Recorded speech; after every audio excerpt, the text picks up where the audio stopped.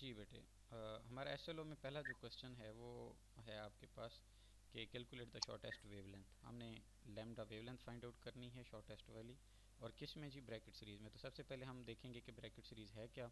जब हम हाइड्रोजन का स्पेक्ट्रम पढ़ते हैं तो हमने कहा कि ये जो पहले सेंट्रल पड़ा हुआ है ये न्यूक्लियस है आपका, जिसमें न्यूट्रॉन प्रोटॉन है, फिर पहला शेल, दूसरा, तीसरा, चौथा, पांचवा और ऑनवर्ड होते हैं। अगर एक इलेक्ट्रॉन किसी हायर शेल से जंप डाउन करता है और वो फोर्थ शेल में आके ब्रेक लगाता है, तो जाहिर है हायर से लोअर ऑर्बिट में आने पे एनर्जी तो रिलीज़ करेगा। तो वो जो एनर्जी होगी वो आई आर रीजन में आएगी, और इस तरह की सारी सीरीज़ को हम क्या कहते हैं, ब्रैकेट सीरीज़ कहते हैं। अब वो कहता है कि शॉर्टेस्ट वेवलेंथ आपने फाइंड करनी है, calculate the shortest wavelength of the bracket series. इसका मतलब क्या हुआ कि एन जो लोअर होगा, वो जो एन लोअर होगा वो क्या होगा बेटे आपका, 4 होगा, ठीक है। और जो यस, जो एन ग्रेटर होगा वो कौन सा होगा, 5 6 और ऑनवर्ड्स। ऑनवर्ड हो जाएंगे, दैट्स इट। अच्छा, अब शॉर्टेस्ट वेवलेंथ कब होगी, शॉर्टेस्ट वेवलेंथ तब होगी जब आपके पास जो हायर ऑर्बिट है वो इन्फिनिट पे चला जाए, n is equal to infinite. वो 5 6 नहीं होगा बल्कि इन्फिनाइट, और लोअर वापसी अगर हो किसी इन्फिनिट से लेकर, वो वापस आए किस में, 4 में आए। 4 में ही आए। बस दैट्स इट। अब ये फार्मूला पड़ा हुआ है आपके पास सिंपल, इसको कहते हैं आर एच को रेडबर्ग कांस्टेंट, उसकी ये नीचे वैल्यू दी हुई है, ये वैल्यू। और उसके बाद एन वन जो है, जो लोअर होता है आपका एन, वो 4 है ना, हायर किसी भी ऑर्बिट से लोअर 4 में आ बिल्कुल। रहा है ना, तो एन वन 4 हो जाएगा यहाँ पे, और एन टू जो है वो इन्फिनाइट हो जाएगा। अब यहाँ देखें, ये देखें, इसने लिखा हुआ है एन वन जो है वो 4 है आपके पास, एन टू जो है इन्फिनिटी है, ठीक तो है। ये बीच में चीजें चलने लिखी हैं, ठीक वो है सिर्फ उसकी गुलिस्तान। कॉन्स्टेंट्स है ना, इसलिए वो लिखी हुई है, मैंने नहीं काटी है कि वो ज़रूरत पड़ सकती है आपको, जैसे रेडबर्ग कांस्टेंट है आर एच वाला, ठीक है, ये जो इसमें लिखा हुआ है। अच्छा, इसके बाद ये उसकी वैल्यूज पुट करके ये कैलकुलेशन हुई पड़ी है, तो ये आपके पास एंड दी एंड रिजल्ट आ गया, दैट्स इट। यस। इसमें कुछ भी और नहीं है। अगर सिंपलीफाई में आप देखें तो 1/n1 जो है वो 4 है, इसको देखें ज़रा, गौर करें। फिर एक सेकंड में खुद देख लेती हूँ। हाँ, इसको देखें। और 160, ओके। ये 1/infinity 0 हो गया, ठीक है। और फिर इससे मल्टीप्लाई हो गया, इसका कांस्टेंट पुट कर दिए। सो ये रेडबर्ग कांस्टेंट याद करना पड़ेगा ना। हाँ, ये मेमोराइज करना पड़ेगा बेटा, ऐसा ना हो कि ये कैलकुलेटर पे ना लिखा हो। हाँ, ये मैं चेक कर लूंगी। फिर ये मल्टीप्लाई होके आंसर आ गया, ठीक है सर। फिर लेमडा के लिए हमने सॉल्व करना है, तो फिर सर नीचे जाएं थोड़ा। अच्छा, ये जब सॉल्व हमने किया तो पहले 4 का स्क्वायर 16 हो जाएगा, और इन्फिनिट से जब किसी सर भी वो मुझे समझ आ ओके गया, ओके। लेमडा से थोड़ा नीचे करें। अच्छा, ये ओके। फिर हमने इसको डिवाइड कर दिया है इसे। हाँ, ये ऊपर चला गया ना, -10, और ये तो ये सॉल्व फॉर लेमडा में क्या हुआ है? बेटा, ये जो सॉल्व किया ना, ये तो हो गया मीटर में आया रिजल्ट, फिर हमने उसको नैनोमीटर में कन्वर्ट किया। सॉल्व नहीं फॉर सर, लेमडा में, इसको देखो ना, सॉल्व, हाँ सॉल्व फॉर लेमडा सॉल्व में फॉर क्या लेमडा में किया? इस तरह है ना कि इधर 1/लेमडा था, तो लेमडा के लिए क्या होगा कि ये पूरी वैल्यू जो राइट साइड पड़ी हुई है वो इधर नीचे आ जाएगी, और लेमडा उधर ऊपर चला जाएगा। हम्म। तो ये पर सर नीचे ये ये फिर क्या, ये 1.58 किस तरह है, 10⁻⁶? कौन सा 1.458 वाला, ये जी। देखो ना, ये पूरी वैल्यू जो पड़ी हुई है, इस पूरी वैल्यू के नीचे मैं डिवाइडेड बाय 1 लिख सकता हूँ। यस। देखो ना, ये पूरी वैल्यू है, डिवाइडेड बाय अगर मैं 1 लिख लूँ तो एक ही बात है ना, है ना। बिल्कुल। अच्छा, अब ये लैम्डा को इसके साथ रिप्लेस किया है, उधर इसको ले गए हैं, इसको नीचे लेके आए हैं, तो ये क्या हो जाएगी, ये 1 ऑलरेडी पड़ा था, नीचे ये पूरी वैल्यू आके डिवाइड हो गई, तो ये आपके पास आ गया ना। तो ये डिवाइड होने के बाद ये आंसर आ रहा है? नहीं नहीं नहीं नहीं नहीं, नहीं बेटा, इस चीज़ को देखो ना, थोड़ा सा बेटा, ये मैं कह रहा हूँ कि ये जो चीज़ पड़ी हुई है आपके पास, एक मिनट ठहरो यार, ये तो मैंने, सर मुझे वो समझ आ गया है कि वो ऊपर नीचे हो रहा है, पर ये 1.458 हाँ, इंटू डिवाइड टेन होने रेज़ के की बाद आया पावर ना, 6। बिल्कुल 1 से डिवाइड होने के हाँ बाद बस आया। सही है। हाँ, तो ये ये 5 की बस मैं पूछ रही पावर जो 5 पड़ा हुआ है, ये प्लस के ऊपर जाएगा तो माइनस की 5 हो जाएगा ना। हूँ। ये सर तो ये समझ इसलिए आ जब, गई है। हाँ, सिंपलीफाई, और फिर ये हमने इसको further 1 meter is equal to इतने नैनोमीटर की इक्वल होता है, तो ये आपने क्या किया, डिवाइड किया, ठीक है, हाँ यस सर। सही हो गया। Yes sir. सर अगर ये मीटर में भी हो जाए तो कोई मसला नहीं है ना? हाँ हाँ, कोई इशू नहीं है। लेकिन सर चूंकि ये वेवलेंथ बहुत छोटी होती है ना, ठीक है, तो इसलिए हम उसको नैनोमीटर में ही कैलकुलेट करते हैं, कभी भी वेवलेंथ मीटरों में हम आमतौर पे नहीं ले रहे होते। Yes sir. ओके। अच्छा, हम इसके बाद आगे देखते हैं बेटे। नेक्स्ट है आपके पास जो क्वेश्चन की उसमें है कि what is mean by the braking radiation. ठीक है, ब्रेकिंग रेडिएशन एक बड़ी कॉमन सी टर्म है, जैसे गाड़ी की ब्रेक होती है, ये उस वाला वर्ड है। ठीक है, तो हम्म। ये ब्रेकिंग इसका मतलब कोई चीज़ है जो स्टॉप हो रही है और उसकी वजह से रेडिएशन प्रोड्यूस हो रही है, और इसी फिनोमेना को हम ब्रैमस्ट्रॉलंग जो है ना, ये रेडिएशंस भी कहा जाता है या फिनोमेना भी कहा जाता है। और ये बड़ा एक यानी कि कहें कि कॉमन और बड़ा सुपर नेचुरल फिनोमेना है। जैसे इसकी एग्जांपल ऐसे है कि आपके पास एक बड़ी स्पीड से चलती हुई कोई बॉल हो और वो किसी भी चीज़ के आगे आप उसके सामने रास्ते में रख दें, उससे कोलिजन अगर वो कर ले, कोलिजन करने के बाद लाजमी सी बात है वो एनर्जी जो बॉल के अंदर काइनेटिक एनर्जी की फॉर्म में होगी, वो उसके अंदर कुछ ना कुछ तो चेंज करेगी ना। जी मैं सर। ये कह देता हूँ कि बुलेट है, वो इतनी स्पीड से जा रही है, आगे जो चीज़ रखेंगे उसको ब्रेक करेगी ना, तो उसकी एनर्जी कहीं तो एक्सपेल होगी। इसी तरह जब हम माइक्रो लेवल पे बिल्कुल जब इलेक्ट्रॉनिक पार्टिकल्स की बात करते हैं, उनको जब आप चार्ज पार्टिकल लाइक इलेक्ट्रॉन है वो स्पीड से आ रहा है और उसके साथ रास्ते में हमने कहीं पे हैवी चार्ज पॉजिटिव वाला न्यूक्लियस रख लिया, ठीक है। हम्म। जैसे मैं ये कहूँ कि ये इलेक्ट्रॉन है मोहतरम, ये बड़ी स्पीड से आ रहा है और यहाँ पे एक हैवी पॉजिटिव चार्ज पड़ा है।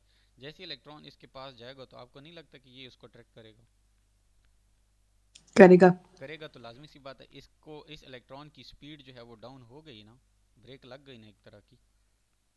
हम्म। तो इस ब्रेक लगाने की वजह से इसके अंदर जो स्टोर्ड एनर्जी है वो in the form of radiation और फोटॉन्स जो है वो निकलती है, ठीक है, और वो एक्स रेज होती हैं वो आमतौर पे। हम्म। और इस production of such sort of the rays या रेडिएशन की जो प्रोडक्शन है by slowing down the charge particles like electrons, by putting aside the nucleus और हैवी पॉजिटिव चार्ज, किसी और चार्ज पॉजिटिव पार्टिकल की प्रेजेंस में एक और चार्ज पार्टिकल का स्लो डाउन होना, और उसकी वजह से रेस की जो प्रोडक्शन है, इसको ब्रेकिंग रेडिएशन कहते हैं, सिंपल। ठीक है, समझ गए? Yes sir. दोबारा रिपीट कर रहा हूँ, चार्ज पार्टिकल इलेक्ट्रॉन स्पीड से आ रहा है, इसको पॉजिटिव या हैवी पॉजिटिव न्यूक्लियस आपने रख दिया है रास्ते में, उसकी वजह से ये अट्रैक्ट करेगा और उसकी स्पीड के अंदर या किनेटिक एनर्जी के अंदर कमी आएगी, तो वो जो उसकी अपनी किनेटिक एनर्जी थी वो खुद in the form of radiation निकल जाएगी। बात समझ आई? Yes sir. सर अगर ये मैं लिख भी लूँ, एक सेकेंड। हाँ, लिख लें इसको पहले, फिर हम आगे चलते हैं। ओके, इलेक्ट्रॉन है वो।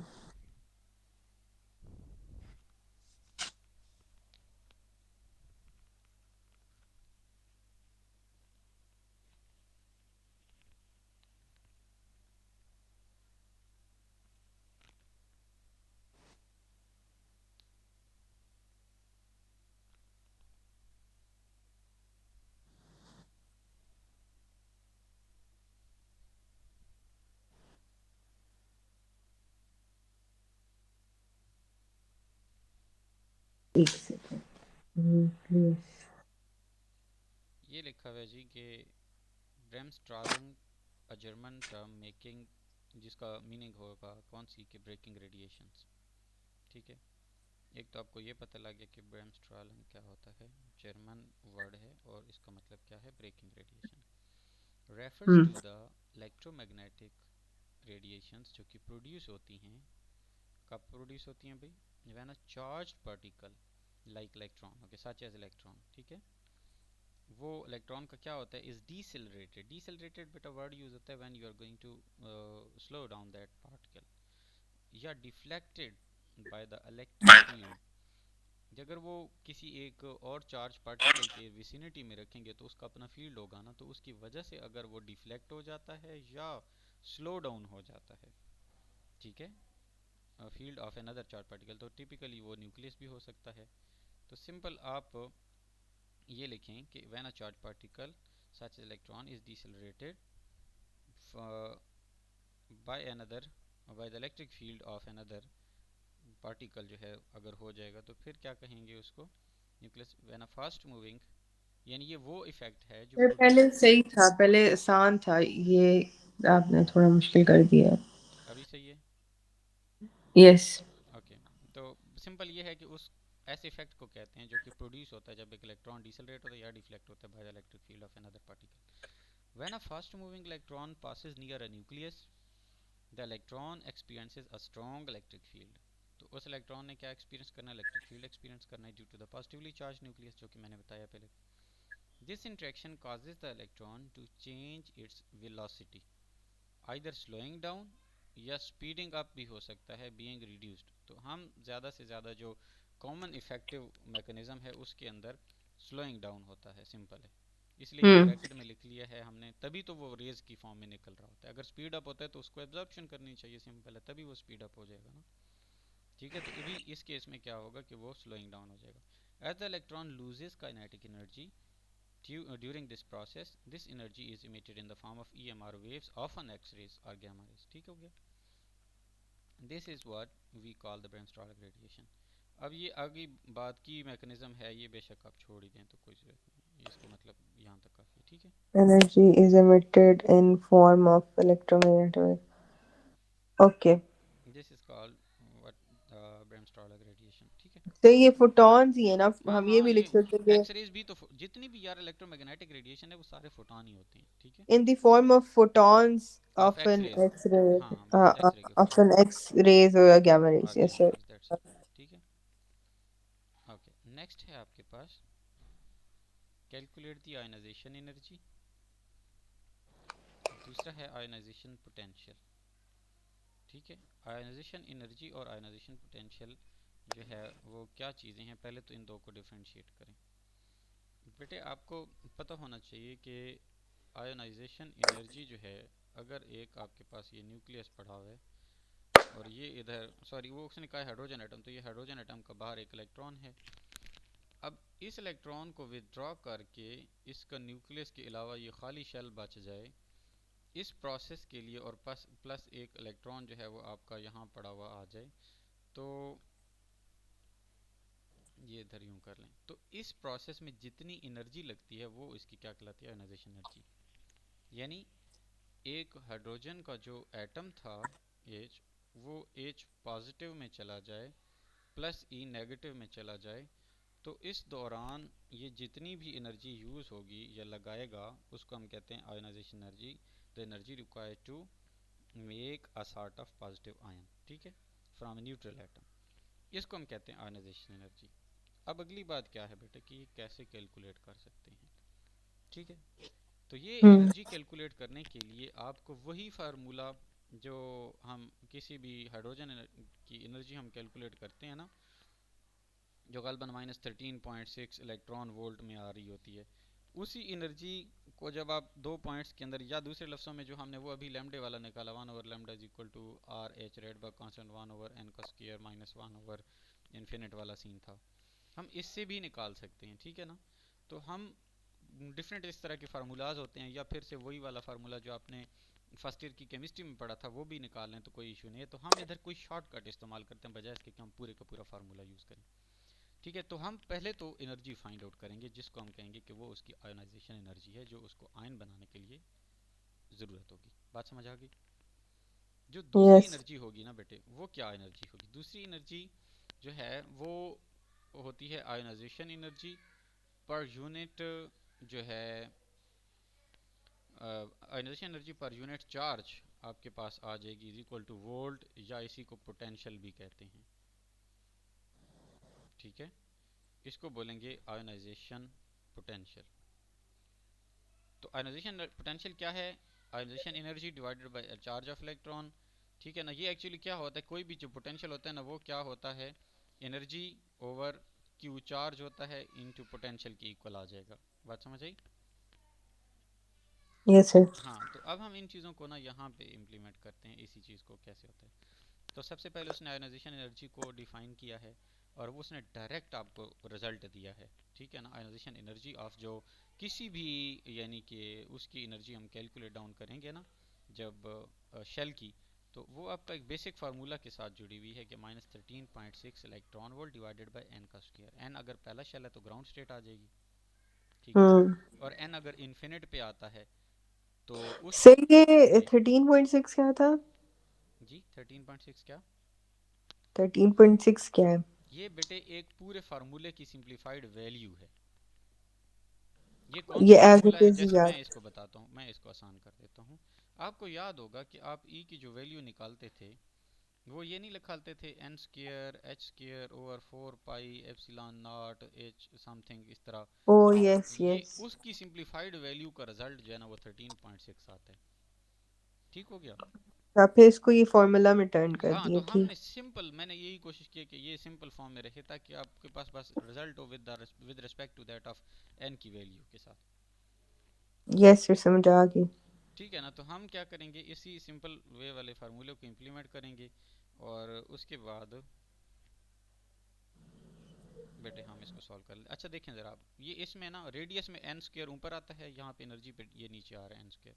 अब क्या होना है ज़रा गौर से देखें आप कि बेटे हमने एनर्जी जो निकालनी है ना, आयोनाइजेशन एनर्जी, वो दो चीज़ों का गैप है। आयोनाइजेशन एनर्जी वो बेसिकली आपके पास जो आयोनाइजेशन एनर्जी है वो है एक इन्फिनिटी, और इन्फिनिटी से आप E1 को निकाल लें,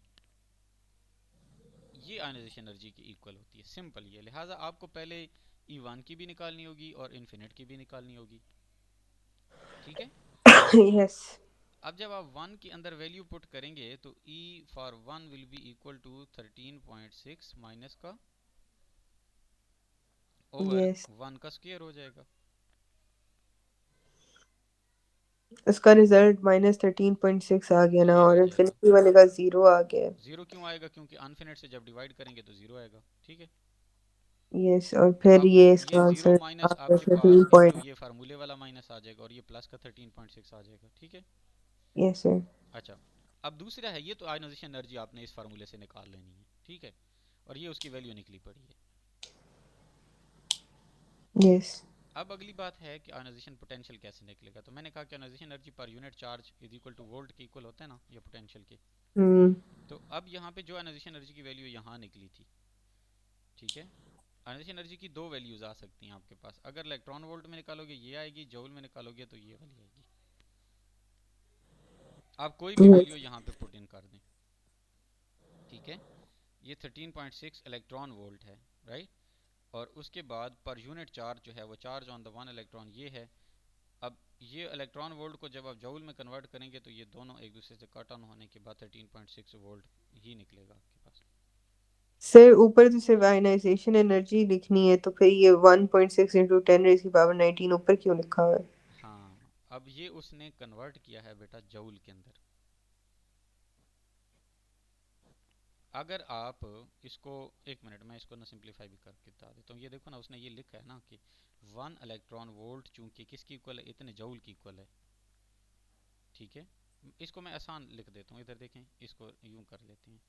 13.6 इंटू 1 इलेक्ट्रॉन वोल्ट लिख सकता हूँ मैं हम्म। यार इस वैल्यू को। हाँ यस सर। अब 1 इलेक्ट्रॉन वोल्ट की वैल्यू ये पुट कर दो, ऑलराइट। तो क्या हो जाएगा, ये सारे के साथ मल्टीप्लाई और डिवाइडेड बाय ई वाली वैल्यू कर दें ये। ये तो ऑलरेडी है हाँ, वहाँ पे। तो फिर वही आ जाएगा सिंपल, वो एक दूसरे से कट जाएंगे और आपके पास वो जो चार्ज था, वो जो वैल्यू आएगी पोटेंशियल की, वो वही वैल्यू रहेगी, लेकिन इलेक्ट्रॉन वोल्ट नहीं आएगा, सिंपल वोल्ट आएगा, क्योंकि पोटेंशियल हमेशा वोल्ट्स में होता है। यस सर समझ आ गई। अब ये जो क्वेश्चन है जिसमें लिखा हुआ है what is the wavelength of the second line of the Paschen series, तो सबसे पहले जिस तरह ब्रैकेट सीरीज की बात थी, तो अब हम पेस्टन सीरीज को आइडेंटिफाई करेंगे। ठीक है। कि यस। ब्रैकेट सीरीज में तो हमने कहा था ना कि ब्रैकेट सीरीज जब आप किसी हायर ऑर्बिट से आते हैं, किसके अंदर, 4 के अंदर, तो ब्रैकेट सीरीज थी। अब जब बिल्कुल, हम अगर इसमें हायर कौन ऑर्बिट सा? से फाइनल जो है ना एन एफ जो फाइनल वाला है वो 3 है लोअर ऑर्बिट में। अच्छा, तो फिर पैशन सीरीज हो हाँ, जाएगी, तो अब ओके। एन आई इनिशियल वाला होगा आपका, जो किसी हायर ऑर्बिट होगा उसको हम 5 कहेंगे। देखो ना, एक बात सुने ज़रा, तो ये ये पहला, 5 हमने ऐसे ही कंसिडर किए? नहीं नहीं नहीं, यही बताने लगा हूँ, यही बताने लगा हूँ। ये है आपके पास 1 2 3, एक मिनट यार इसको क्या हो गया है।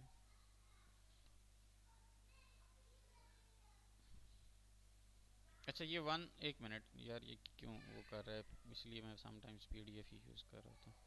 1 2 के बाद ये है आपके पास 3, ये 4, ये 5, ये 6, हम्म। ये 7। ठीक है। अब बेटे हमने कहा कि हायर किसी भी शेल से अगर इलेक्ट्रॉन यानी सपोज 6 से आ रहा है तो 3 में आए, ठीक है, 5 से भी 3 में आए, 4 से भी 3 में आए, ठीक है। Yes sir.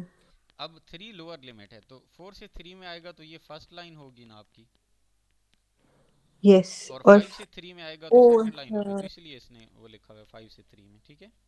मतलब second line means fifth, third से हाँ आगे। तो देखो ना, ओके। जाहिर है उससे 2 स्टेप डाउन आप जाना है आपने, तो ये इसलिए फिर इसने इसी तरह सर यहाँ पे 3 पुट कर दिया, 5 पुट कर दिया, आर एन एग्जैक्टली की वैल्यू, exactly, बाकी और वो सारा सारा वही है। आंसर आ गया हमारे पास। बस ये सेकंड लाइन वाली चीज समझने वाली है। बस ये सारा वही है, ठीक है। Yes sir. ओके, और उसकी जो रिजल्ट आएगा वो भी इधर लिखा हुआ है, ये थोड़ा बहुत वेरी में भी कर ले, अब मैं इस पे तो नहीं, फाइनली मैंने तो खुद पर्सनली कैलकुलेट नहीं किया है ना, लेकिन होपफुली हम्म। कि ये सही होगा। अच्छा, इसके बाद है कि how is the solid state detector better than the other radiation detector. अब सॉलिड स्टेट डिटेक्टर जो है कैसे बेटर है देन द अदर रेडिएशन के डिटेक्टर। पहली बात क्या है कि बेटे जब आप किसी भी एटॉमिक लेवल से या रेडिएशन, सर अभी हम 5 क्वेश्चंस कर लें या और भी हम कर सकते हैं, मतलब इससे आगे भी? बच्चे ये क्वेश्चन जो कह रहे हैं ना कि सॉलिड स्टेट डिटेक्टर और रेडिएशन डिटेक्टर सिंपली कोई ना कोई एक ऐसा रेडिएशन सेंसर टाइप होते हैं, जब भी उनके ऊपर रेडिएशन पड़ती है तो वो उसकी अमाउंट या उसकी वैल्यू को बता देते हैं कि ये यहाँ पे इस एरिया में रेडिएशंस एग्जिस्ट कर रही हैं और किस लेवल की एग्जिस्ट कर रही हैं, ठीक है। अब उसमें से यस ये सर। हैं कि दो तरह के हैं, तो सॉलिड स्टेट डिटेक्टर जो हैं वो क्या होते हैं, तो वो कहता है कि हायर डिटेक्शन एफिशिएंसी, ये ज़्यादा बारीक वाली या कम लोअर फ्रीक्वेंसी की अगर वेव भी एग्जिस्ट थोड़ी भी करेगी ना तो ये उसको भी डिटेक्ट कर लेगा, ठीक है। हम्म। और जो दूसरे वाले हैं वो थोड़ा जब तक हैवी डोज नहीं होगी तो उसको डिटेक्शन पता ही नहीं चलेगी उसको, तो ओ ओके। हाँ, तो ये सॉलिड स्टेट वाले जो है ना ये यूँ समझ लें कि ज़्यादा सेंसिटिव होते हैं, ठीक है।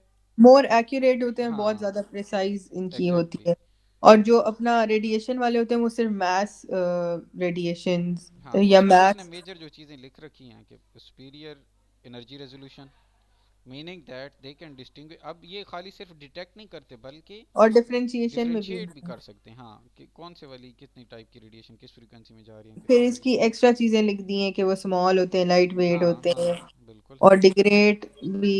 अच्छा नहीं, गैस फील्ड, ये तो एमी गैस फील्ड की बात कर नहीं दी है। नहीं नहीं, फिर gas field basically other type of radiation detector है, तो वो कह रहे उसका ड्रॉबैक ये है कि उसमें से प्रेशराइज गैस होती है जो कि लीक हो सकती है या डिग्रेड ओवर टाइम हो सकती है, इसलिए वो ड्यूरेबल बस नहीं सर है। हमारे गैस फील्ड से तो ताल्लुक ही नहीं है, हमारे तो सिर्फ सॉलिड स्टेट और रेडिएशन डिटेक्टर से ताल्लुक है। ना, सॉलिड स्टेट डिटेक्टर एक रेडिएशन डिटेक्टर है और कुछ हैं अदर रेडिएशन डिटेक्टर जिसमें गैस फिल आ जाता है, तो उनसे सॉलिड स्टेट क्यों बेहतर है, क्योंकि गैस वाले की गैस लीक हो जाएगी तो दूसरे वाले की तो नहीं होगी ना सॉलिड स्टेट में। सर रेडिएशन डिटेक्टर्स मतलब गैस फील्ड हैं, और सॉलिड डिटेक्टर्स तो सॉलिड बेटा है। दो तरह के डिटेक्टर हैं ब्रॉडर क्लासेस में, एक सॉलिड स्टेट डिटेक्टर और एक बहुत एक लंबी सी क्लास ऑफ डिटेक्टर है, ठीक है, जिसमें एक गैस फिल है, दूसरा हो सकता है कोई और टाइप का डिटेक्टर हो जो अदर रेडिएशन डिटेक्टर में आ रहे हैं, ठीक है। सर वही कह रही हूँ ना कि हाँ गैस हाँ फील्ड रेडिएशन डिटेक्टर है। हाँ जी बिल्कुल डिटेक्टेड है ना, तो ये कह रहे हैं ना gas filled detectors require pressurized gas, अब इसके अंदर प्रेशराइज गैस होती है जो कभी कभार लीकेज हो सकती है उसकी ओवर टाइम या डिग्रेड हो सकती है, ठीक है। डिग्रेड कैसे होगी, और जैसे मैं सिंपल कहूँ कि एक H2O आपके sorry CO2 carbon dioxide gas है, वो डिग्रेड हो जाए कार्बन और ऑक्सीजन में, यानी ब्रेक डाउन हो जाए उसकी, ठीक है। ओके इस तरह सर। की चीज़ें हो सकती हैं, तो सॉलिड स्टेट सॉलिड डिटेक्टर में ऐसा इशू नहीं आएगा, इसमें सॉलिड ड्यूरेबल हो जाएगा। स्टेट डिटेक्टर्स आपको एक रिस्पांस हाँ एक टाइम एंड ऑपरेट एट जी, लो, सो ये भी हो गया। अब तो ये नेक्स्ट दैट्स ऑल, ये हमारे पास 5 क्वेश्चन हो गए। ऊपर चले जाएंगे। हाँ, ये रिकॉर्डिंग नहीं हुई थी, रिपीट कर रहा हूँ कि सिंपल ये इसका पहला शेल है, पहले शेल में 2 इलेक्ट्रॉन पड़े हैं और हायर में कोई भी नहीं है। नॉर्मली हर एलिमेंट चाहता है कि उसके एटम्स जो है वो उसके जो इलेक्ट्रॉनिक क्लाउड है वो ग्राउंड में रहे, सिंपल, ठीक है। हम्म। तो अब जब उसको आप किसी फॉर्म में एनर्जी दे देते हैं तो वो लाजमी सी बात है अपर हायर एनर्जी लेवल में चला जाएगा ना। अब हम्म। वहाँ से ये जब हायर में चला गया तो इसका ग्राउंड वाले सारे के सारे एनर्जाइज होके गए हैं, इन्होंने एब्जॉर्ब कर लिया ये जो कि इसकी नेचुरल स्टेट के अगेंस्ट है।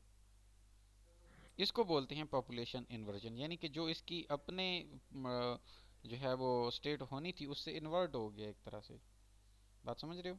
तो यस ज़्यादातर, सर। अच्छा अब एक तो इस पर्सपेक्टिव में भी यूज़ हो सकता है कि एक इंडिविजुअल एटम के अंदर एग्जिस्टिंग ऑफ इलेक्ट्रॉन की बेस पे, दूसरा कि बहुत सारे एटम पड़े हैं जैसे एक आपके पास एक कंटेनर है और उसके अंदर कोई 50 एटम्स हैं।